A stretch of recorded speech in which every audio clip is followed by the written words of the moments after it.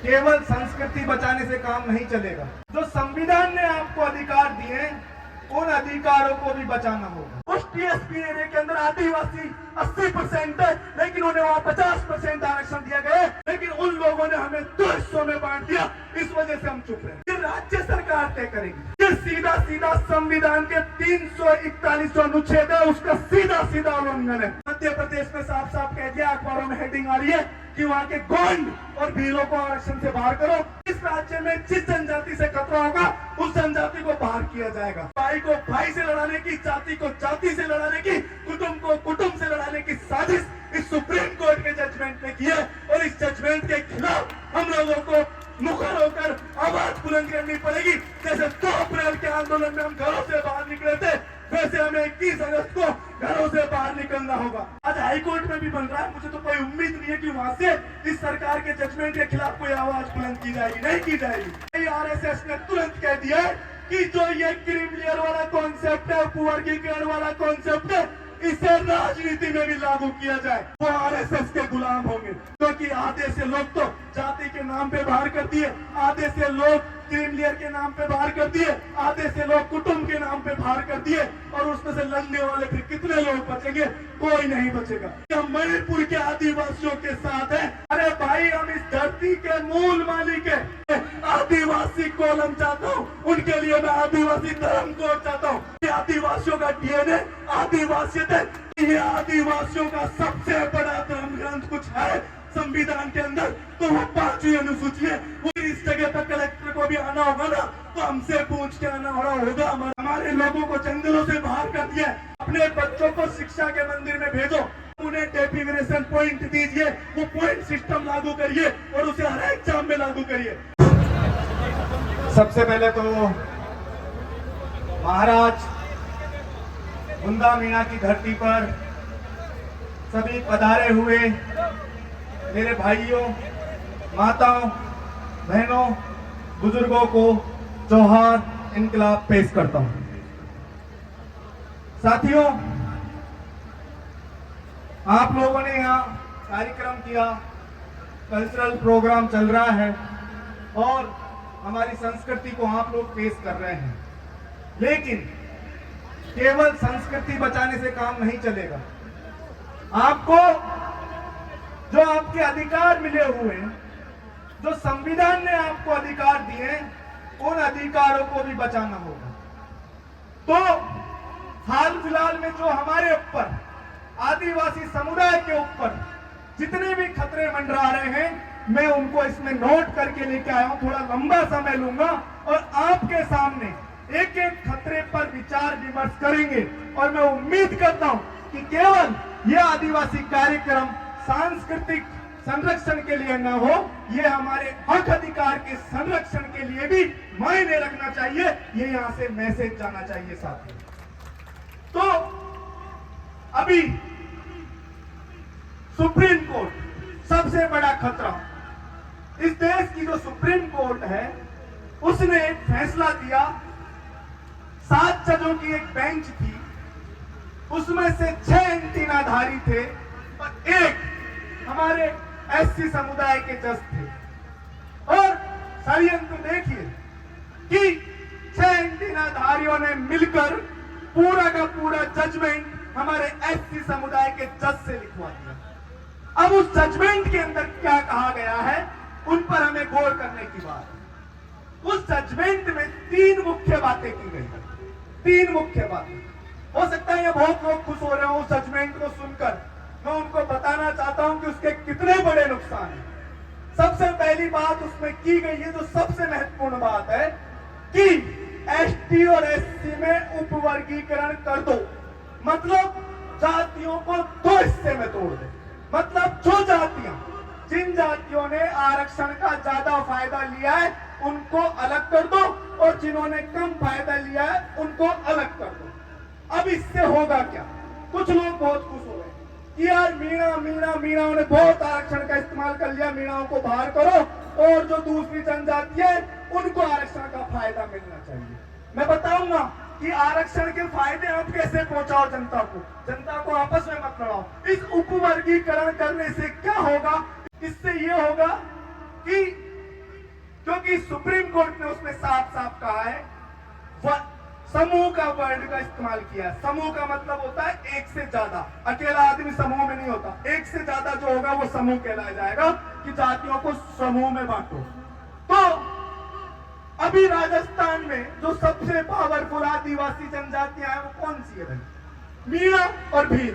भील अपने भील प्रदेश की मांग कर रहे हैं, और मीणाओं का वर्चस्व राजनीतिक रूप से और नौकरशाही के अंदर आप सब जानते हैं कि कितना मजबूत है।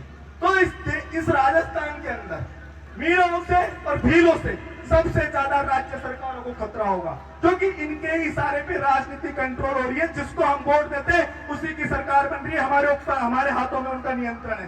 तो ये लोग क्या करेंगे कि भीलों को और मीणाओं को तो 2.5% में डालो और 10% में दूसरी जनजातियों को डालो।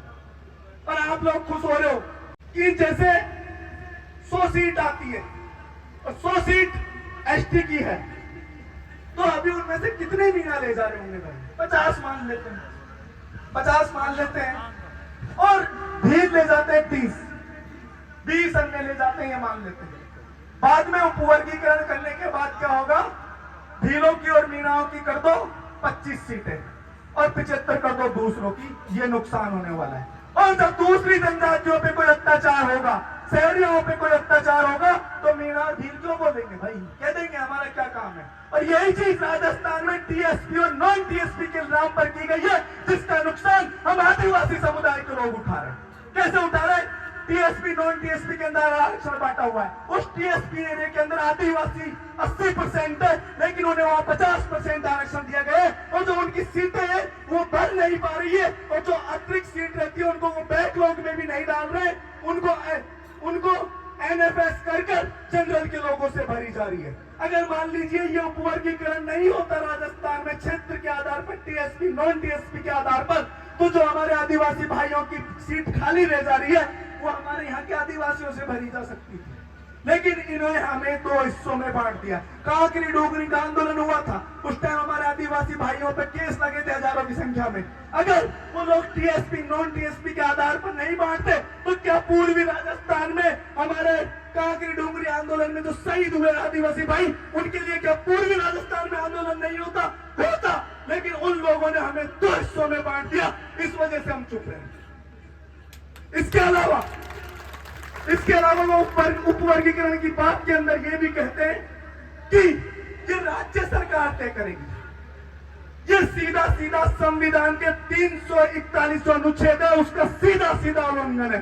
क्योंकि आरक्षण के अंदर कौन जातियां रहेगी कौन नहीं रहेगी, इसका अधिकार राज्य सरकार कर ही नहीं सकती है, क्योंकि यह अधिकार हमारे संविधान ने सीधा सीधा लोकसभा को और राष्ट्रपति को दिया हुआ है, हमारी संसद को दिया हुआ है। लेकिन ये लोग सुप्रीम कोर्ट में बैठे हुए लोग सीधा सीधा हक राज्य सरकारों को दे रहे, और राज्य सरकार फिर अपने हिसाब से करेगी। मध्य प्रदेश में साफ साफ कह दिया, अखबारों में हेडिंग आ रही है कि वहां के गोंड और भीलों को आरक्षण से बाहर करो, राजस्थान में मीणाओं को और भीलों को बाहर करो, क्योंकि इनसे ही खतरा, जिस राज्य में जिस जनजाति से खतरा होगा उस जनजाति को बाहर किया जाएगा, और जो फिर दूसरी जनजाति होगी धीरे धीरे और उनके आरक्षण को खत्म कर दिया जाएगा। ये होने वाला है। इस कारण 21 अगस्त को आप लोगों को भारत बंद का समर्थन करना है। इसके अलावा इसी जजमेंट के अंदर दूसरी बात की गई है, वो बात है क्रीम लेयर की। उपवर्गीकरण ने क्या किया? जाति को जाति से लड़ा दिया।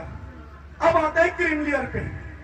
क्रीम लेयर के अंदर ये कहा गया, क्रीम लेयर अभी हाल फिलहाल में हम देखें तो ओबीसी के अंदर क्रीम लेयर लगा हुआ है, और एक ईडब्ल्यूएस नाम का गैर संवैधानिक एक क्रीम लेयर की तरह ही एक है ना, आर्थिक आधार पर आरक्षण दे रखा है एंटीनाधारी लोगों को, उसका उपयोग वही कर रहे हैं। तो जब क्रीम लेयर लागू होगा तो भाई के भाई में लड़ाई हो रही है। आज ये मान लीजिए मेरे पिताजी नौकरी कर रहे हैं, अब मेरे चाचा जी बहुत खुश हो रहे हैं कि यार उनके छोरे की नौकरी लगेगी, उसकी नहीं लगेगी, भाई के भाई खुश हो रहे हैं। ठीक है भाई, मतलब आप कर दो, वर्गीकरण कर दो, आप क्रीम लेयर कर दो।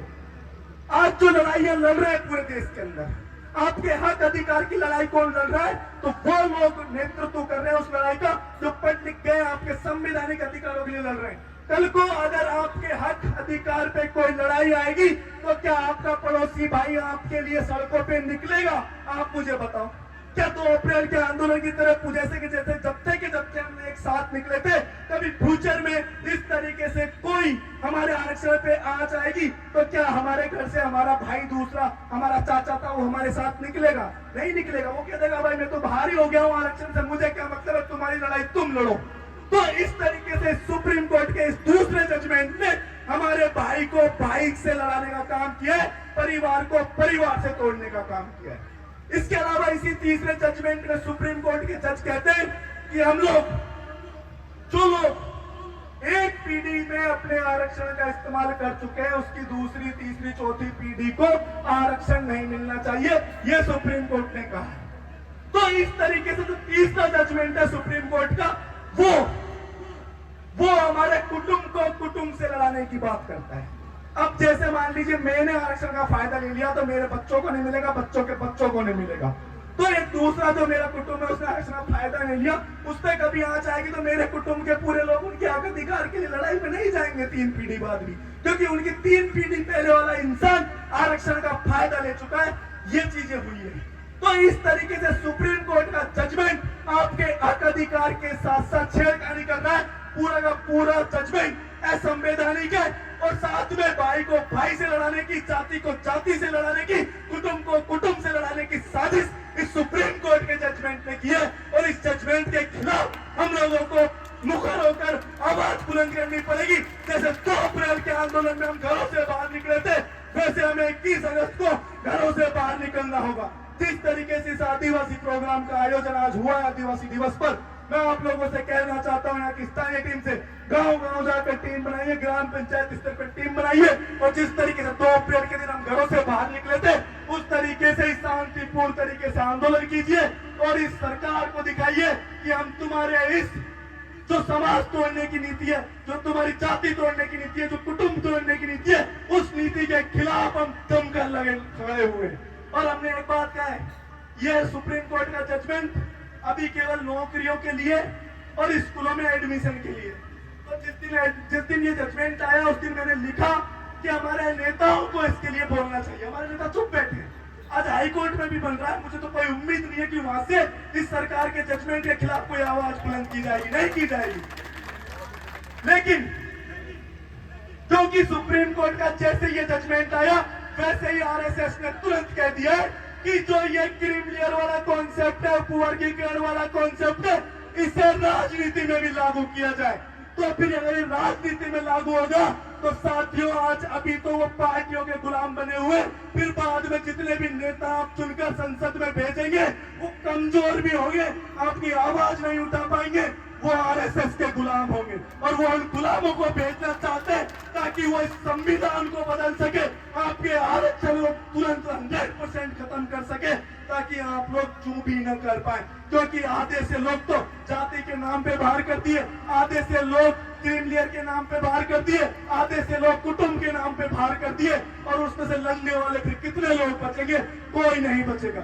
इस कारण आप कसम खाइए कि 21 अगस्त को भारत बंद का समर्थन करना है, सड़कों पे उतरना, शांतिपूर्वक तरीके से विरोध प्रदर्शन करना है, यह आपकी जिम्मेदारी है।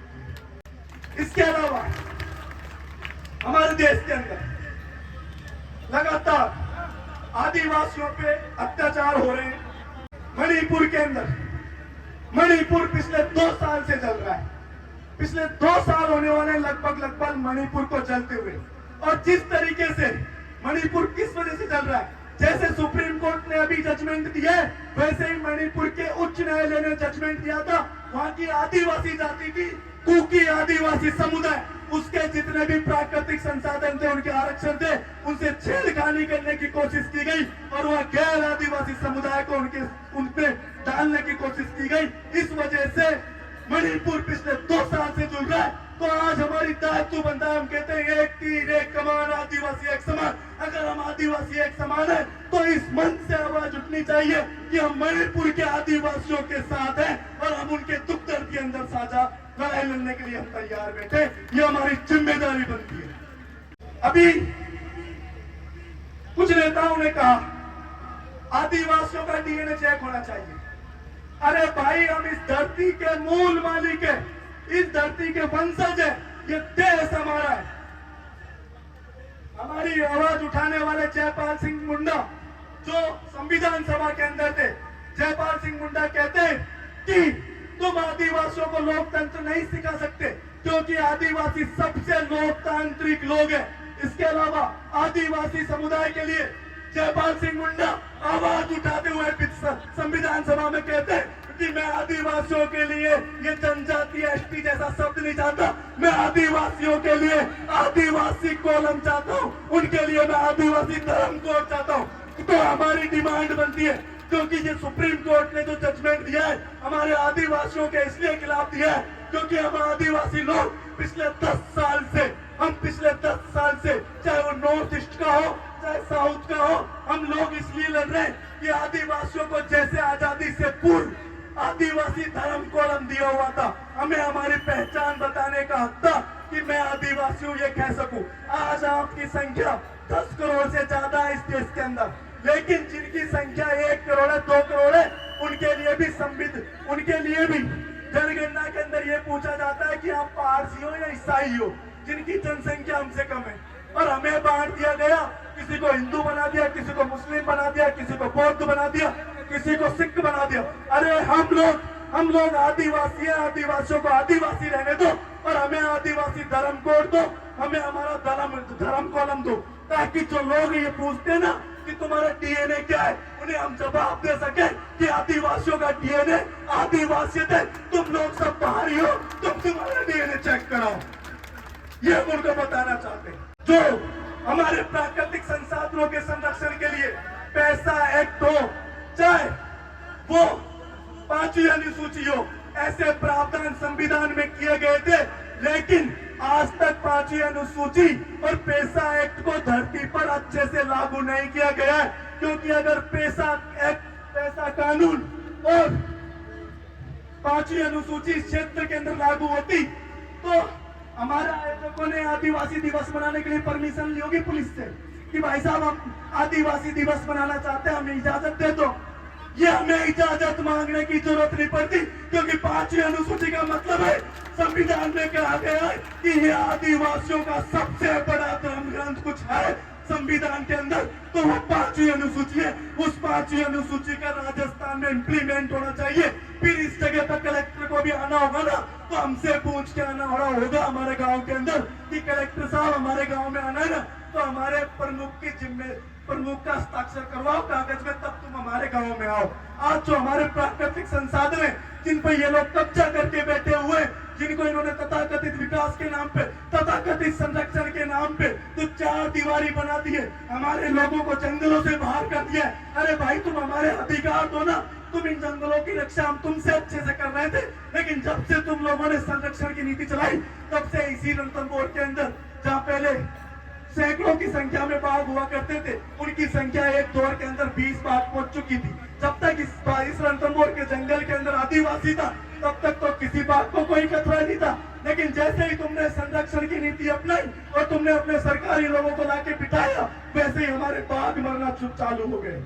तो इस तरीके से अगर 5वीं अनुसूची लागू हुई तो इस देश के अंदर किसी भी जगह पर गैर आदिवासी को आदिवासी क्षेत्रों में आना पड़ेगा तो सबसे पहले आदिवासियों को पूछना पड़ेगा, और यहाँ परमिशन लेने की हमें कोई जरूरत नहीं पड़ेगी क्योंकि ये हमारा देश है, हमारा धर्म है, हमारा त्योहार है, हम कुछ भी बनाए ये हम बना के रहेंगे। और एक बात कहना चाहता हूँ साथियों, पूरी लड़ाई जमीन को बचाने की है, अपनी जमीन मत बेचना, पूरी लड़ाई जमीन को बचाने की है।